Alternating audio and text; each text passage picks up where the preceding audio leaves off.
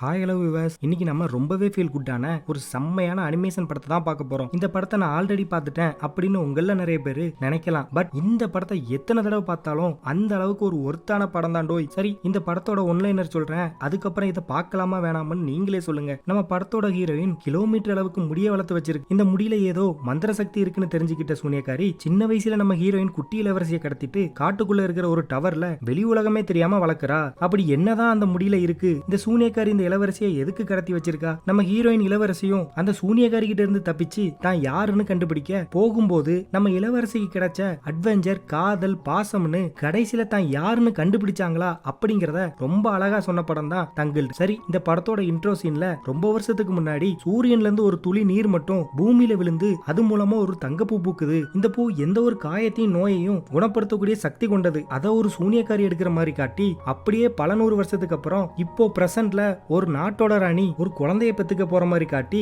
அவங்க ரொம்ப சிக்கா இருக்கனால அவங்களை எப்படியாவது காப்பாத்த மாட்டோமா நினைச்ச ராஜாவும் நாட்டு மக்களும் அந்த தங்கப்பூ பத்தி தெரிஞ்சுக்கிட்டு அதை எல்லாரும் தேட, அதே நேரத்துல அந்த சூனியக்காரி அந்த மந்திரப்பூவை மறைச்சு வச்சு தனக்கு தேவைப்படும் போதெல்லாம் ஒரு மந்திர பாடலை பாட, அதனால அந்த பூ பிரகாசமா மாற, இதனால அந்த பூல இருந்து வெளியே வர பவர்னால கிளவியா இருந்த சூனியக்காரி குமரியா மாறிடுதா. இப்படிதான் பல நூறு வருஷமா இந்த சூனியக்காரி இந்த பூவை மறைச்சு வச்சு இன்பமா இருக்குதையான்னு இளமையா ஜாலியா அந்த பூவோட பலனை அவளே அனுபவிச்சு வந்துட்டு இருக்கா. ஆனா இந்த விதி யாரதான் விட்டது? சரி, அதே நேரத்துல பூவை தேடி பூ இருக்கிற பிளேஸுக்கு நம்ம ராஜாவோட வீரர்கள் வந்தனால அங்கிருந்து இந்த சூனியக்காரி தப்பிச்சு ஓடும்போது அந்த பூவை சரியா மறைச்சு வைக்காம ஓடிடுதா. இதனால அந்த பூ நம்ம வீரர்கள் கையில கிடைச்சிருது. அந்த பூவை வீரர்கள் அப்படியே கொண்டு போய் நம்ம நாட்டோட ராணியையும் காப்பாத்திருந்தாங்க. இதனால நம்ம ராஜாவுக்கும் ராணிக்கும் ஒரு அழகான பெண் குழந்தை கோல்டன் கலர் ஹேரோட பிறக்குது. நம்ம குட்டி இளவரசி பிறந்தனால நாடே ரொம்ப சந்தோஷப்படுது. பறக்கிற லைட் எல்லாம் பறக்க விட்டு ரொம்ப செலிப்ரேட் பண்றாங்க. ஆனா அன்னைக்கு ராத்திரியே இந்த சூனியக்காரி நேரா நம்ம இளவரசி கிட்ட வந்து அந்த மந்திர பாடலை பாட,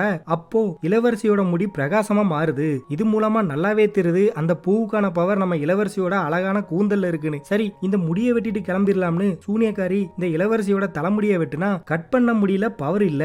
இதனால இந்த சூனியக்காரி நம்ம இளவரசியை கடத்திட்டு அங்கிருந்து தப்பிச்சிருதா. அதுக்கப்புறம் பல வருஷமா காணாம போன இளவரசிய உலகத்துல எங்கெங்கெல்லாமோ ராஜாவோட ஆட்கள் தேடி பாக்குறாங்க. இளவரசி கிடைக்கல. எதுக்குன்னு பார்த்தா இந்த சூனியக்காரி ஒரு அடர்ந்த காட்டுக்கு நடுவுல ஒரு டவர்ல வச்சு நான் தான் உன் அம்மான்னு சொல்லி நம்ம இளவரசிக்கு ஃபேக்கான பாசத்தை காட்டி வளர்த்துக்கிட்டு இருக்கா. ஒவ்வொரு தடவையும் நான் வெளியே போகணும்னு அந்த குழந்தை சொல்லும் போதெல்லாம் வெளியே ரொம்ப கொடூரமான மனிதர்கள், மிருகங்கள்னு நிறைய கொடூரமான விஷயங்கள் இருக்கு, அதனால நீ வெளியே போகணும்னு நினைச்சு கூட பார்க்காத, அது ரொம்ப ஆபத்தானது அப்படி இப்படின்னு குழந்தைய பயங்காட்டி குழந்தையோட முடியில இருந்து வர பவர் மூலமா தலைவி என்றும் இளமையா விவரமா வாழ்ந்துகிட்டு இருக்கா. ஆனா இந்த குழந்தைக்கு வெளி உலகத்தை எப்படியாவது பார்க்கணும் அப்படின்னு ரொம்ப ஆர்வம் வேற. அதே நேரத்துல காணாம போன இளவரசியோட ஒவ்வொரு பிறந்த நாளுக்கும் அவங்க எப்படியாவது திரும்ப வந்துட மாட்டாங்களான்னு அந்த நாட்டு மக்கள் பறக்கிற லைட்டை பறக்க விட்டு செலிப்ரேட் பண்ணிக்கிட்டு இருக்காங்க. இதை நம்ம இளவரசியும் டவர்ல உட்காந்து என் பர்த்டேக்கு மட்டும் எப்படி இப்படி இவ்வளவு லைட் வானத்துல பறக்குதுன்னு ஒரே ஆர்வமா பாத்துக்கிட்டு இருக்கிற மாதிரியே கட் பண்ணா நம்ம இளவரசி குழந்தையில இருந்து 18 வயசு குமரியா மாறின மாதிரி காட்டுறாங்க.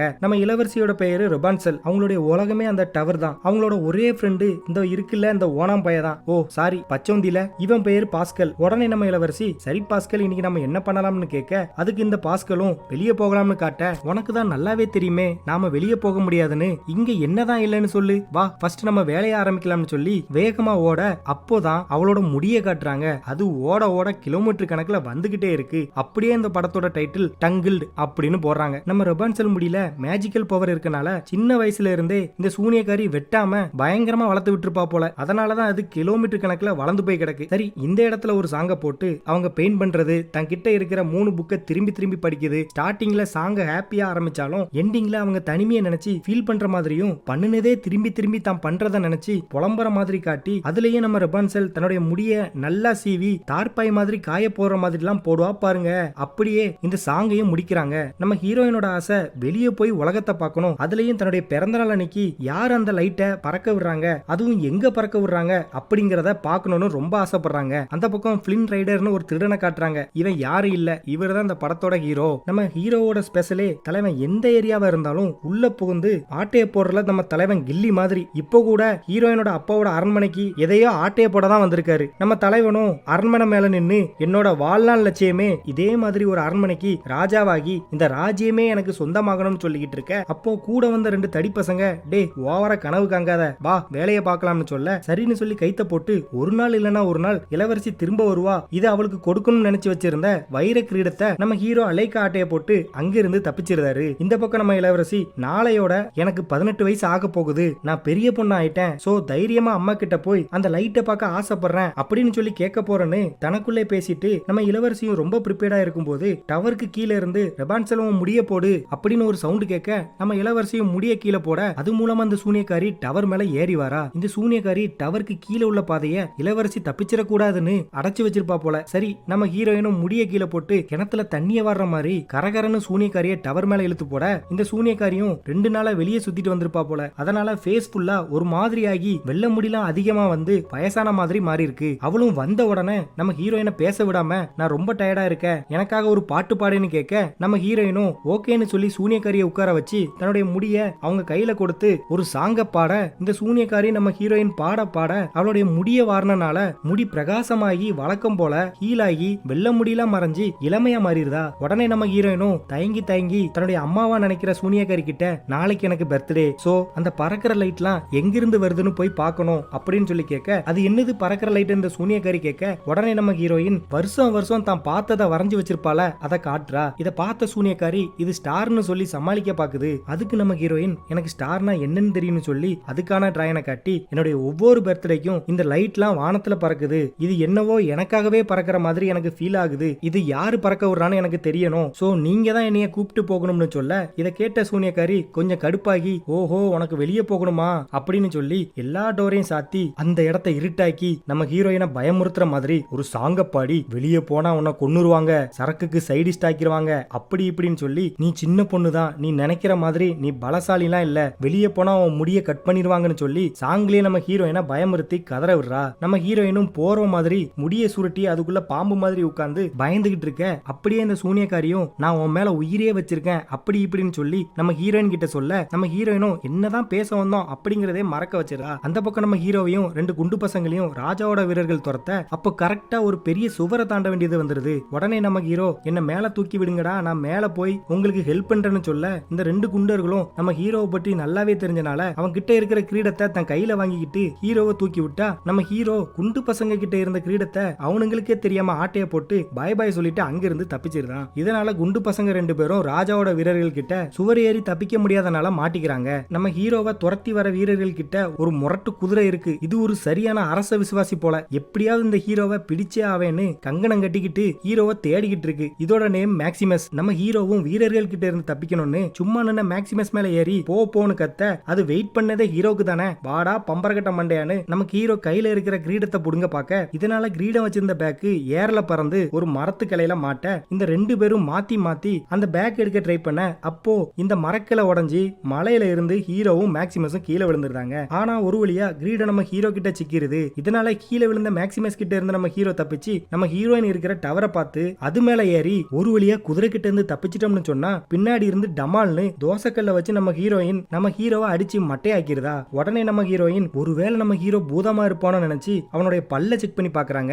இப்போதான் நம்ம ஹீரோயின் முதல்ல ஒரு மனுஷனையே பாக்குறாங்க. அதுக்கடுத்து நம்ம ஹீரோ மறுபடியும் எந்திரிக்க டமால்னு மறுபடியும் அடி பயபுல மயங்கிருதான். உடனே நம்ம ஹீரோயின் அவனோட முடிய வச்சு ஹீரோவை கட்டி ஒரு கபோர்டுக்குள்ள தூக்கி போட்டு நம்ம ஹீரோ ஆட்டைய போட்டு வச்சிருந்த அந்த கிரீடத்தை எடுத்து பார்த்து என்னது இதுன்னு அது என்னன்னே தெரியாம பார்த்து கையில வளையல் நினைச்சு போட்டு பாக்குறாங்க. அது செட் ஆகல. சரின்னு கண்ணாடி முன்னாடி போய் நின்னு ஏதோ ஒரு ஃபீலிங்ல தலையில போட்டு மிரண்டு போய் பாருங்க, இந்த விதி வலியதுன்னு சொல்லுவாங்கல்ல, ரெபான்சனுக்கு சொந்தமான இந்த கிரீடம் இப்ப அவ தலையிலே இருக்கு. அதுக்குள்ள அந்த சூனியக்காரி வர சவுண்ட் கேட்டு நம்ம ஹீரோயின் கிரீடத்தை ஒரு பானையில ஒளிச்சு வச்சுட்டு தன் முடிய போட்டு சூனியக்காரிய மேல இழுத்து அவகிட்ட நடந்த விஷயத்த ஆர்வமா சொல்ல வந்தா கடுப்புல இந்த சூனியக்காரி எத்தனை தடவை சொல்லுவேன் வெளியே போக கூடாதுன்னு அப்படின்னு தன்னுடைய கொடூர முகத்தை காட்டியிருந்தா. அதுலயும் நீ சாகுற வரைக்கும் இந்த டவரை விட்டு வெளியே போக முடியாதுன்னு போற போக்குல சொல்லியிருந்தா. இதனால நம்ம ஹீரோயின் வெக்ஸ் ஆக இருந்தாலும் எனக்கு நாளைக்கு பர்த்டே இல்ல, சோ எனக்கு கிஃப்ட் வேணும், அந்த லைட்டை பார்க்க தான் என்ன விடல, எனக்கு பிடிச்ச ஃபேவரட் பெயிண்ட் எனக்கு வேணும் அப்படின்னு சொல்லி கேட்க அந்த பெயிண்டா அதை வாங்கிட்டு வர 3 நாள் ஆகுமேன்னு சொல்லி நம்ம ஹீரோயின் ஐஸ் வைக்க அந்த சூனியக்காரி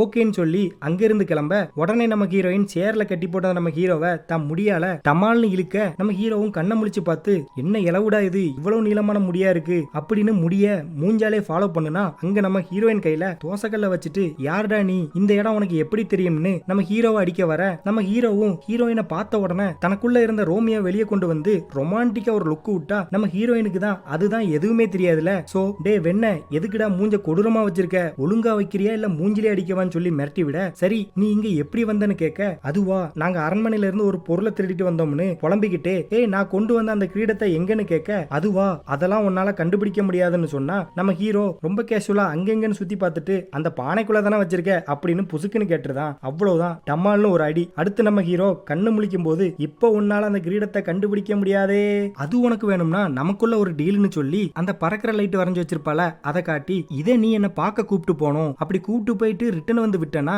நான் உன்னுடைய கிரீடத்தை தாரேன், அப்படி நீ ஹெல்ப் பண்ணலனா இந்த இடத்துல மூல முடுக்கல நீ எங்க தேடினாலும் அந்த கிரீடம் உனக்கு கிடைக்காதுன்னு சொல்லிடுறா. நீ சொல்றது சரிதான், ஆனா நான் நிறைய அட்டுழியம் பண்ணிருக்கேனே, அங்க போனா என்ன பிடிச்சிருவாங்களேன்னு சொன்னா எனக்கு அதெல்லாம் தெரியாது, நீ இங்க வந்ததுக்கு ஒரு காரணம் இருக்கு, எல்லாமே விதிப்படி தான் நடக்கு அப்படின்னு சொல்ல, விதிலாம் இல்ல எல்லாம் அந்த குதிரை பண்ணின சதின்னு சொல்லி, சரி நான் உன்னை கூப்பிட்டு போய் அந்த லைட்டை காட்டுறேன்னு சொல்லிடுறான். பிறகு என்ன, நம்ம ஹீரோயின் சந்தோஷத்துல அவளோட அம்மாவை பத்தி எதுவும் நினைக்காம ஃபர்ஸ்ட் டைம் டவரை விட்டு வெளியே இறங்கி தன் காலை வைக்கிறா. அப்போ அந்த இடத்துல பூ பூக்கும் ஓசை அதை கேட்கத்தான் ஆசை அப்படின்னு அந்த சாங்கு சொல்ற மாதிரி நம்ம ஹீரோயினுக்கு ஒரு அருமையான சாங்கு. தண்ணியில விளையாடுறது, இயற்கையை ரசிக்கிறது, மேடம்க்கு ஒரே என்ஜாய் தான். அதுலயும் இந்த சாங்ல என் அம்மாவுக்கு தெரிஞ்சா என்ன ஆகும்னு ஃபீல் பண்ணுவா, டக்குன்னு பார்த்தா என்ஜாய் பண்ணிட்டு இருப்பா. சரியான 2K கிட்ஸா இருப்பா போல. இதெல்லாம் பார்த்து கடுப்பான நம்ம ஹீரோ, நீ நினைக்கிறது கரெக்ட் தான், இந்த மாதிரி மெண்டல் தனமா மாத்தி மாத்தி பேசினா சரிப்பட்டு வராது, வா ஒழுங்கா உன்னை டவர்லே கொண்டு போய் விட்டுறதுன்னு சொல்ல, அதுக்கெல்லாம் வாய்ப்பு இல்ல ராசா, ஒழுங்கா அந்த லைட்டை பார்க்க கூப்பிட்டு போக பாருன்னு சொல்ல, உன்னெல்லாம் ஏமாத்த முடியாது போலயே அப்படின்னு சொல்லி நம்ம தலைவனும் கூப்பிட்டு போக, அதே நேரத்துல நம்ம வெறி பிடிச்சவங்க தன்னுடைய மோப்ப சக்தி மூலமா நம்ம ஹீரோவை தேடிக்கிட்டு இருக்க. அப்போ நம்ம மேக்சிமஸுக்கு எதிரில் பார்த்தா சூனியக்காரி. இந்த சூனியக்காரி மேக்சிமஸ் பார்த்து, இது ஹீரோயின் அப்பாவோட நாட்டு குதிரைல, அப்போ அவங்க பட பக்கத்துல தான் இருக்கணும்னு இந்த ரெபான்செல்ல பாத்திரக்கூடாதுன்னு சொல்ல, ரெபான்செல்னு ஹீரோயினை தேடி மறுபடியும் டவருக்கே போயிருதா. அப்படி போய் நம்ம ஹீரோயினை கூப்பிட்டா நம்ம ஹீரோயினோட சவுண்டு கூட வரல. இதனால ஒளிச்சு வச்சிருந்த கதவை ஓபன் பண்ணி அது மூலமா டவருக்கு போய் பார்த்தா ஹீரோயினை காணும். ஐயையோ, இவ்வளவு நாளா நான் ஊருக்கு தெரியாம ஒளிச்சு வச்சிருந்தவளை காணுமே அப்படின்னு சொல்லி பதறி போயிருக்கும் போது அவன் மூஞ்சில ஒரு ஒளி அடிக்கி, என்னன்னு அதை போய் பார்த்தா அது நம்ம ஹீரோயின் ஒளிச்சு வச்சிருந்த வைர கிரீடம். அது கூடவே நம்ம ஹீரோவோட வாண்டட் லிஸ்டும் இந்த சூனியக்காரி பார்த்து, ஓஹோ இந்த பையதான் என்னுடைய பொண்ணை கடத்திருக்கான்னு சொல்லுவா பாருங்க.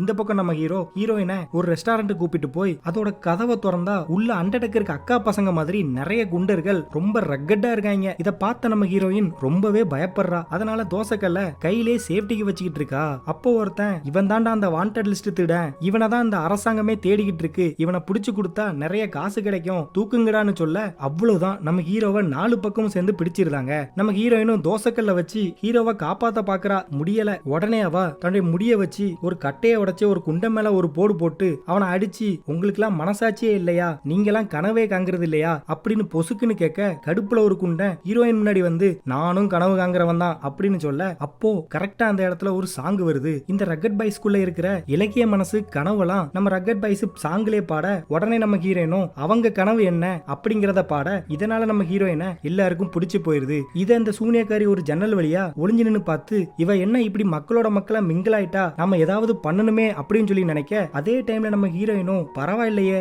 அம்மா சொன்ன மாதிரில அந்த மக்கள் ஒன்னும் ரொம்ப கொடூரமானவங்க எல்லாம் இல்ல அப்படின்னு நினைக்க, அப்போ கரெக்டா ஒருத்தன் டம்மால்னு கதவை திறந்து, அந்த நாயை பிடிச்சு வச்சிருக்கீங்களா, நான் படைய கூப்பிட்டு வந்துட்டேன் அப்படின்னு படைய உள்ள விட்டுருதான். அப்போ ஒரு ரக்கட் பாய் நம்ம ஹீரோயினை பார்த்து, நீ எப்படியாவது அந்த பறக்கிற லைட்டை பாப்ப, டே வெண்ண எப்படியாவது அவளை அங்க இருந்து கூப்பிட்டு போன்னு சொல்லி ரகசிய பாதையை காட்ட, நம்ம ஹீரோவும் ஹீரோயினை அந்த பாதை வழியை தப்பிச்சா, அதுக்குள்ள நம்ம வெறி பிடிச்சவங்க மேக்சிமஸ் அந்த ரெஸ்டாரண்ட்டை மோப்பம் பிடிச்சு வர, உடனே படைத்தளபதி, மேக்சிமஸ் இங்க தலைவா நீ வந்துட்டியா, அந்த திருடனை காணோம் கண்டுபிடிச்சு சொல்லுன்னு கேட்க, நம்ம மேக்சிமஸும் ரகசிய வழியை கண்டுபிடிச்சு அதுக்குள்ள போக, உடனே இந்த படையும் ஒருத்தனை மட்டும் ஹீரோவை ஏமாத்தின 2 குண்டு பசங்களை பார்க்க சொல்லிட்டு மத்த எல்லாரும் ஹீரோவை பிடிக்க போனா, அந்த 2 idiots 2 பேரும் அந்த வீரனை அடிச்சு போட்டுட்டு அங்கிருந்து அந்த துரோகியை பிடிச்சு கிரீடத்தை எடுத்தே ஆகணும்னு சொல்லிட்டு தப்பிக்க, இது இந்த சூனியக்காரி ஒளிஞ்சு நின்று பாத்துக்கிட்டு இருக்கா. நம்ம ஹீரோயினை பார்த்து, சரி அந்த அளவுக்கு அந்த லைட்டுக்கு இம்பார்ட்டன்ட்னா நீ எதுக்கு முன்னாடியே போய் அதை பார்க்கலன்னு கேட்க, நம்ம ஹீரோயினும் இதை கேட்ட உடனே கொஞ்சம் பேக் அடிக்கிறாங்க. சரி சரி உன் கதை என்ன அப்படின்னு சொல்லி கேட்க, நான் என் கதையை யாருக்கிட்டையும் சொல்ல மாட்டேன்னு சொல்லும் போது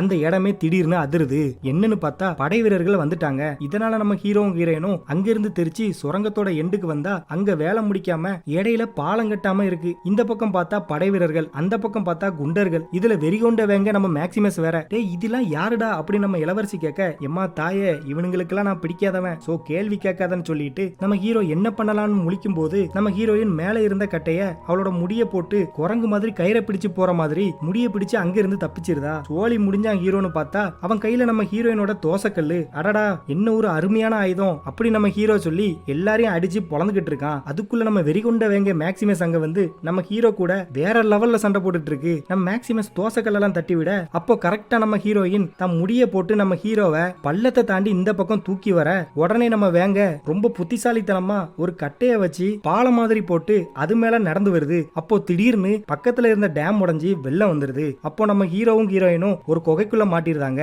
அவ்வளவுதான், தண்ணி அது ஃபுல்லா நிறைய ஆரம்பிக்குது. இதனால மூச்சு விட முடியாம இவங்க சாக போறாங்கன்னு நம்ம ஹீரோயின் ரொம்ப அழ ஆரம்பிக்க, அப்படியே என் சுயலாபத்துக்காக உன்னையே நான் இப்படி மாட்டி விட்டுட்டேன்னு சொல்ல உடனே நம்ம ஹீரோ எப்படி நான் சாகதான் போறேன், அதனால யாருக்கிட்டையும் சொல்லாத ஒரு உண்மையை உங்ககிட்ட சொல்ல போறேன். என் நேம் பிலிம் ரைடர் கிடையாது, என் நேம் யூஜின். சரி, உங்ககிட்ட எதுவும் சீக்கிரட் இருக்கான்னு நம்ம ஹீரோ கேட்க, என்கிட்ட மேஜிக்கல் ஹேர் இருக்கு, நான் பாடும்போது அது பிரகாசமா ஆகும். ஆமால, நான் பாடுனா பிரகாசமா ஆகும்லன்னு சொல்லி பாட அதுக்குள்ள தண்ணி மூழ்கிருது. தண்ணிக்குள்ள நம்ம ஹீரோ பார்த்தா பெரிய லைட் மாதிரி ஹீரோயினோட முடி பிரகாசமா தெரிய, இதை பார்த்து நம்ம பையன் மிரண்டு போயிருதான். பிறகு என்ன, அந்த வெளிச்சத்தை வச்சு தண்ணிக்குள்ளே நீச்சல் அடிச்சு போனா உள்ள நிறைய கல்லை வச்சு அந்த இடத்த அடைச்சு வச்சிருக்காங்க. உடனே அதை எடுத்து ஒரு ஓட வழியா தப்பிக்க, இருந்தாலும் நம்ம ஹீரோ பயத்தோட ரொம்ப ஆச்சரியமா அவளோட முடி க்ளோவாச்சு, அவளோட முடி க்ளோவாச்சு அப்படின்னு சொல்லி கதற, டே வெண்ண, இது க்ளோ மட்டும் இல்லடா, நிறைய பண்ணுன்னு சொல்ல, இன்னும் நிறைய பண்ணுமா நம்ம ஹீரோ கேட்க, அதே டைம்ல அந்த பக்கம் இந்த 2 idiots முன்னாடி கிரீடத்தை காட்டி, இதை தானே நீங்க தேடி வந்திருக்கீங்க, இதை நீங்களே வச்சுக்கோங்க, பட் நான் சொல்றத கேட்டா இதை விட நிறைய தங்கம் பொக்கிசம்னு கொடுப்பேன்னு இந்த சூனியக்காரி சொல்லி,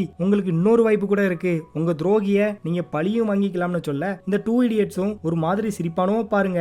இந்த பக்கம் இந்த முடி பிரகாசமா மட்டும் ஆகாது, இதுக்கு மேஜிக்கல் பவர் இருக்குன்னு சொல்லி ஹீரோக்கு அடிப்பட்ட கையில முடியை சுத்தி நம்ம ஹீரோயின் ஒரு பாட்டை பாட, அவ்வளவுதான், ஹீரோக்கு கை சரியாயிருது. இதை பார்த்த ஹீரோ மிரண்டு போயிருதான். இப்போ புரியுதா, இதனாலதான் நான் அந்த டவருக்குள்ளே அடைஞ்சு கிடந்ததை தன்னுடைய சோகத்தெல்லாம் சொல்லி நம்ம ஹீரோ கிட்ட புலம்ப, சரி விடு, நான் தானே உன்னை கூப்பிட்டு வந்தேன் அப்படின்னு சொல்லி, உன் கதை என்ன அப்படின்னு நம்ம ஹீரோயின் கேட்க, அதுவா, நான் ரொம்ப ஏழையா இருந்தேன், எனக்கு ஒரே இடத்துல இருக்க பிடிக்காது, எனக்கு பணக்காரனா ஆகணும், நிறைய இடத்துக்கு டிராவல் பண்ணணும், அப்படி இப்படின்னு நம்ம பைய உண்மையா சொல்லும் போது 2 பேருக்குள்ளேயும் ஒரு நெருக்கம் வருது. அவனும் பேசிட்டு இரு, நெருப்பு எரிய கொஞ்சம் கட்டையை எடுத்துட்டு வரேன்னு சொல்லி அங்கிருந்து போக, அப்போ கரெக்டா சூனியக்காரி அங்க வந்து, என்ன ரெபன்சல் எப்படி இருக்க அப்படின்னு பாசமா பேசி வீட்டுக்கு வா போலான்னு கூப்பிட, உடனே ஹீரோயின், உங்களுக்கு தான் அம்மா என்னை பத்தி தெரியல, இந்த ஒரு நாள்ல நான் நிறைய சர்வே பண்ணேன், நிறைய கத்துக்கிட்டேன் அப்படின்னு சொல்ல, இல்ல இல்ல உனக்கு தெரியாது, இந்த உலகம் ரொம்ப கொடூரமானது அப்படின்னு சூனியக்காரி ஒரு சாங்க பாட, நம்ம ஹீரோயின் தெளிவா முடியவே முடியாது, நான் வீட்டுக்கு அந்த லைட்டை பார்க்காம வரமாட்டேன்னு சொல்லி இந்த சூனியக்காரி கிட்ட சொல்ல, ஓ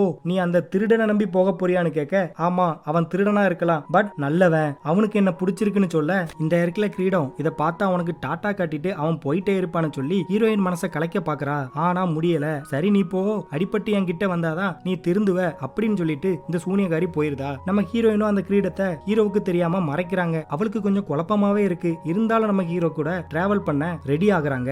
மறுநாள் பார்த்தா ஹீரோ கத்திக்கிட்டு இருக்கான். என்னன்னு பார்த்தா நம்ம வெறிகுண்ட வேங்க மேக்சிமஸ் நம்ம ஹீரோவை போட்டு கடிச்சு இழுத்துக்கிட்டு இருக்கு. உடனே நம்ம ஹீரோயின் மேக்சிமஸ் கிட்ட வந்து, நீ இப்படிலாம் பண்ணக்கூடாது, நீ நல்ல குதிரல அப்படின்னு சொல்ல, நம்ம வெறிகொண்ட வேங்கையும் சமத்து குட்டியா மாறிடுது. ஹே, இந்த குதிரையை நம்பாதன்னு நம்ம ஹீரோ சொல்ல, அவனை பார்த்து நம்ம மேக்சிமஸ் முறைக்குது. இந்த 2 பேருக்கும் சும்மாவே ஏலம் பொருத்தம். நம்ம ஹீரோயின் தான் 2 பேரையும் ஃப்ரெண்டாக்க ட்ரை பண்றா. இந்த பாரு மேக்சிமஸ், என் ட்ரீம் ஃபுல்ஃபில் ஆகிற வரைக்கும் நீ வெயிட் பண்ணு, அதுக்கப்புறம் இவனை நீ என்னனாலும் பண்ணிக்கோன்னு சொல்ல, அதுக்கு மேக்சிமஸும் ஒத்துக்குது. அதுக்கப்புறம் 3 பேரும் ஊருக்குள்ள வராங்க. இன்னைக்குதான் இளவரசி பிறந்த நாள். சோ ஊரே ஜெகஜோதியா களக்கட்ட ஆரம்பிக்குது. இந்த இடத்துக்கு கரெக்டா நம்ம ஹீரோயின் அவளுக்காக தான் இந்த செலிப்ரேஷனே நடக்குதுன்னு தெரியாம வர, அங்க வந்த உடனே அங்க இருக்கிற ஹீரோயின் ஹாப்பியாவோட, அப்போ கிலோமீட்டர் கணக்குல அவ வச்சிருக்கிற முடி நிறைய பேரோட காலில் தட்டி கீழே விழ, உடனே நம்ம ஹீரோ விசில் அடிச்சு நிறைய குட்டீஸை கூப்பிட்டு அவங்க மூலமா நம்ம ஹீரோயினுக்கு ஜட போட்டு விட்டுருந்தாங்க. நம்ம ஹீரோயினும் அங்க கிடைக்கிறத சாப்பிட்டுட்டு அங்க எங்கன்னு போக, அப்போ ராஜாராணி இளவரசியோட பெயிண்டிங்கை பார்த்து அவளுக்குள்ளே புரியாத ஃபீலிங் வருது.